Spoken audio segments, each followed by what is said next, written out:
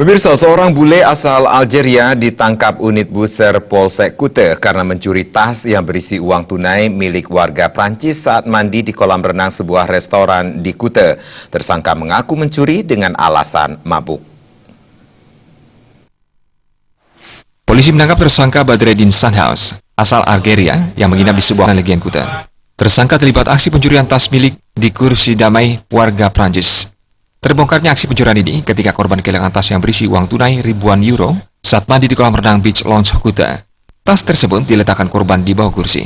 Petugas yang menerima laporan langsung melakukan penyelidikan. Berdasarkan rekam CCTV, terlihat tersangka membawa tas milik korban dengan cara dirangkul. Polisi yang telah mengetahui ciri-cirinya memburu pelaku dan berhasil meringkus di tempatnya menginap di sebuah hotel wilayah Legian Kute. Mengecek CCTV yang ada sekitar TKP. Dari CCTV nampak si pelaku atau tersangka telah mengambil barang milik korban, yang mana saat itu pelaku menggunakan celana jeans pakai topi dan baju kaos. Dari sana kita bisa mengenali bersama korban melihat di CCTV bahwa barangnya sudah dibawakan atau dibawa pergi oleh pelaku tersebut.